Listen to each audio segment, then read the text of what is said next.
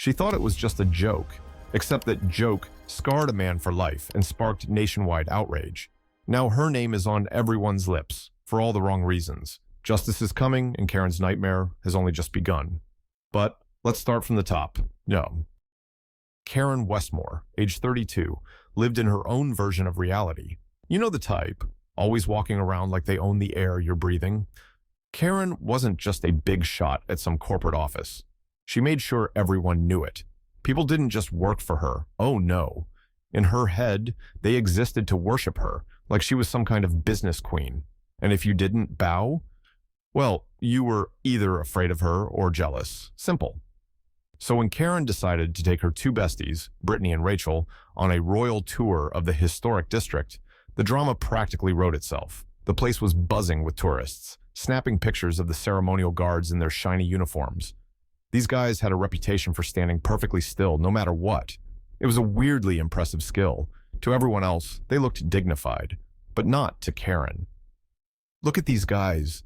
Statues with brick faces," she whispered to Brittany, who nearly choked on her iced latte from laughing. Rachel snorted, probably just for show. Karen smirked, already feeling the itch to take things to the next level. For her, life was a game, and today's challenge was breaking the legendary focus of these guards.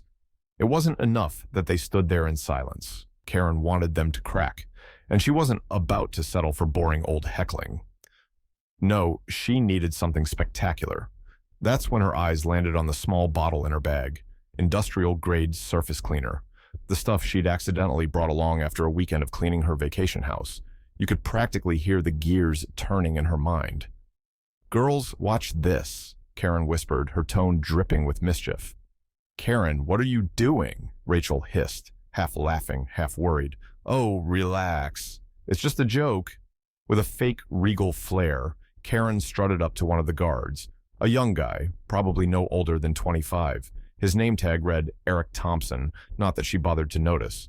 He stood there, eyes locked on some distant point like a statue carved from marble. His face was expressionless, but Karen hated that. In her world, no one ignored her. "Hey, statue boy," she called out, waving dramatically. Eric didn't flinch, not even a twitch. Karen clicked her tongue in mock disappointment. "Wow, tough crowd. You know, a smile wouldn't kill you." Still nothing. Oh, he was good. Too good. Karen's smirk twisted into something darker. "Okay, time for plan B." She pulled out the bottle, shook it playfully, and giggled. This was going to be hilarious. "All right, Royal Guard, time to wake up," she shouted before splashing the liquid straight at his face. The reaction was immediate. Eric let out a guttural scream, stumbling backward as he clawed at his face. The sound tore through the air like a siren. The crowd around them froze for a moment, as if no one could process what had just happened. Then all hell broke loose. People screamed. A woman yelled for someone to call an ambulance. Tourists scrambled to get away, their phones held high to record every second. Karen? She just stood there, her mouth slightly open. This wasn't the reaction she'd expected. She thought he'd flinch, maybe curse at her for ruining his uniform. But this? This was bad.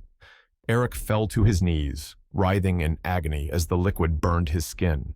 His face contorted in a way that made Karen's stomach twist. For the first time in her life, she didn't have a snarky comeback. It was a joke, she whispered, as if saying it out loud would undo what had just happened. But the words felt hollow, even to her. The crowd wasn't buying it. People glared at her like she was a monster. Brittany and Rachel were nowhere to be found. They'd vanished the second things went south. Karen was left alone, surrounded by chaos. And for the first time, she felt something she never thought she'd feel. Fear. Real, paralyzing fear. As sirens blared in the distance, Karen finally realized the truth. This wasn't just a prank gone wrong. This was her nightmare, and it had only just begun. Karen woke up to a chorus of buzzing notifications. At first, she thought it was just another typical morning. Emails, maybe a few calendar reminders. But no, the second she grabbed her phone and unlocked the screen, it hit her like a freight train. Her name was plastered everywhere. News headlines, social media, trending hashtags, and the video. Oh, that cursed video. Some random guy had caught the entire scene yesterday and uploaded it to TikTok. By sunrise, it had gone viral, faster than a wildfire in the desert. She hesitated for a moment, then tapped on the video. There she was, front and center, smug as ever, throwing that splash. The camera had even picked up Eric's agonizing scream, the kind of sound that echoed in nightmares. The caption read, "This is what privilege looks like. Unbelievable." The comment section was a war zone. She better end up behind bars. No excuses. A joke? Are you serious? That's beyond cruel. Congrats, Karen of the Year. We finally know your name. Karen's hands trembled as she scrolled. It wasn't just random trolls. Verified accounts were talking about it. Major influencers were weighing in. Her face had become the symbol of everything wrong with entitled behavior. And the worst part, there was no way to spin this. The world had seen her for what she was. Before she could fully process the fallout, her phone buzzed again. This time, it was work. An emergency meeting with her boss. Great. Just what she needed. Karen stormed into the office, dressed like she was still in control. Crisp blazer, designer heels, classic boss lady energy. But the atmosphere was suffocating. No cheerful greetings from coworkers, no polite smiles. It was like walking into a courtroom where everyone already knew the verdict. In the conference room, her boss, Mr. Donovan, sat at the head of the table. His usual charming demeanor was gone, replaced by a cold, almost predatory glare. Karen tried to play it cool, but her confidence was cracking fast. "Karen," he began, his voice like ice. "What the heck did you do?" She opened her mouth, but he cut her off. "No, seriously. I need you to explain to me how you thought that was a good idea. We've got reporters calling, clients threatening to pull their contracts, and our brand being dragged through the mud. This is a PR disaster of epic proportions." Karen forced a smile, hoping to diffuse the tension. "Look, it's all a misunderstanding.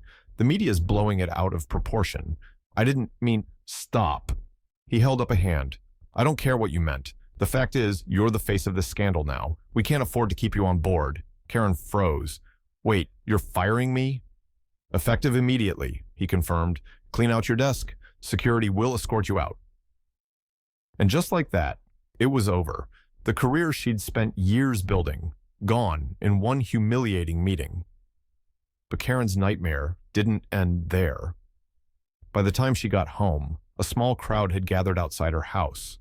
Protesters. They held signs that read, "Justice for Eric" and "Stop Karen's Violence."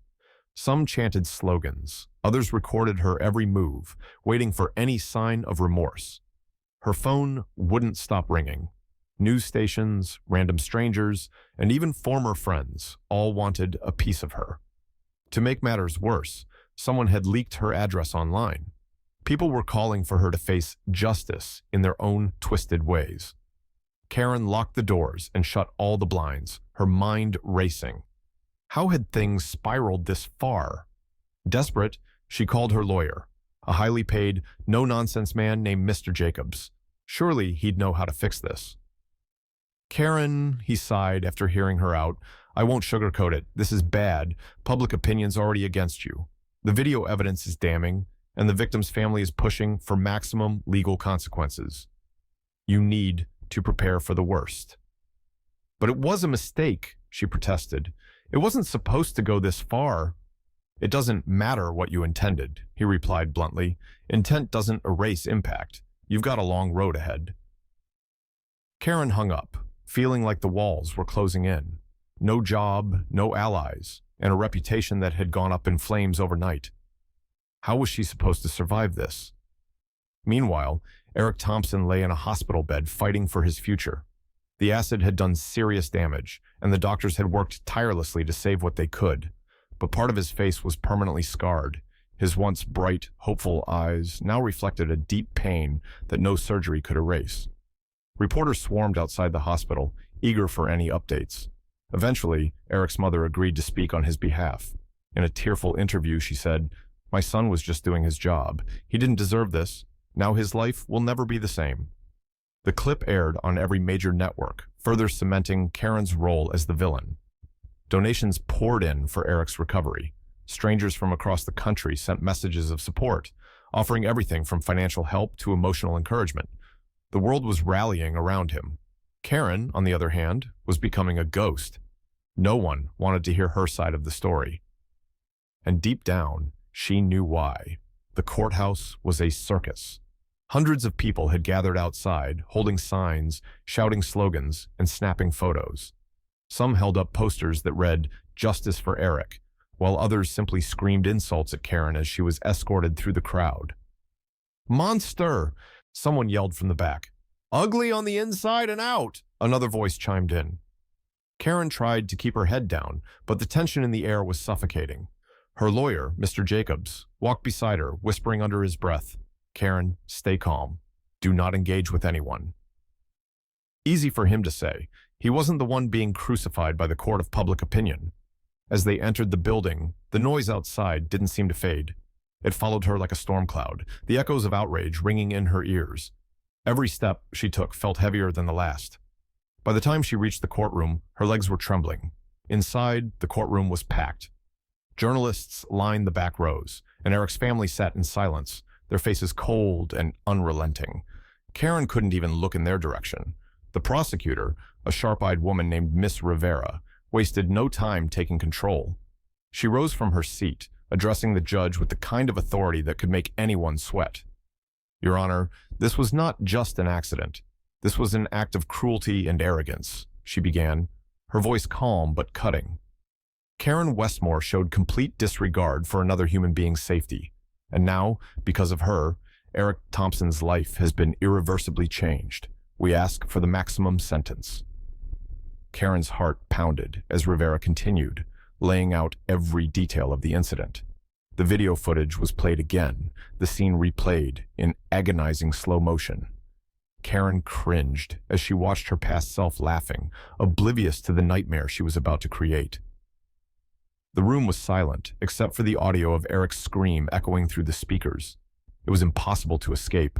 The prosecutor called her first witness, an eyewitness who had been in the crowd that day. He stepped forward and cleared his throat. "I saw the whole thing," he said. "She was joking around, acting like it was all some game. She didn't care about what she was doing until it was too late. Honestly, it was disgusting to watch." Karen clenched her fists under the table. "This isn't fair. They don't understand. It wasn't supposed to be like this." Finally, it was her turn to speak. Her lawyer gave her a reassuring nod, though it did little to steady her nerves. She stood, trying to appear composed, but her voice shook as she began. It was a mistake," she stammered. "I didn't mean to hurt anyone. I thought it was just water. I swear, I never intended—" Miss Rivera interrupted with a raised eyebrow. "Thought it was water? You were carrying industrial cleaner in your bag. Are you seriously asking this court to believe you didn't know what you were doing?" Karen froze, words failing her. The jury's expressions said it all. They weren't buying it, not one bit. It didn't take long for the jury to reach a verdict. The four persons stood, delivering the word that sealed Karen's fate. "Guilty." Karen felt the floor drop out from under her. The judge's voice droned on, announcing the sentence. "Karen Westmore, you are hereby sentenced to 5 years in prison and ordered to pay full compensation for the victim's medical expenses." 5 years. Her whole world crumbled in an instant. As the bailiff led her away, she could hear murmurs of satisfaction from the crowd.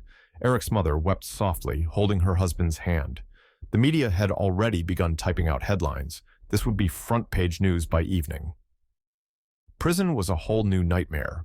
Word of Karen's crime spread quickly among the inmates, and it wasn't long before she became a target.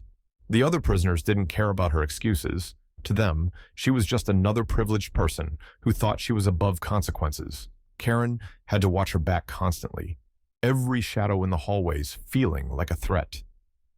The days blurred together, long, cold, and filled with paranoia. Meals were tense, conversations were few. At night, she lay awake in her tiny cell, haunted by the sound of Eric's scream. There was no escaping it. Meanwhile, Eric's story continued to gain national attention. His recovery was slow, but support poured in from across the country. Fundraisers were held in his honor, and a nonprofit organization even offered to cover his long-term care. He became a symbol of resilience, a survivor who refused to let tragedy define him. One day, Karen received a letter. It was from Eric's mother. Her hands shook as she opened it, unsure of what to expect. The message inside was short, but devastating. I hope you have enough time to realize that jokes can destroy lives. Karen sat on the edge of her bunk, rereading the sentence over and over. For once, she had no response, no excuses, just silence. What would you have done if you were in Eric's place? How do you feel about Karen's actions? Share your thoughts in the comments. Have you or someone you know ever experienced something similar? Don't forget to like and share to keep the conversation going. This story was created to shed light on serious issues and inspire change. Together, we can make the world a better and more just place.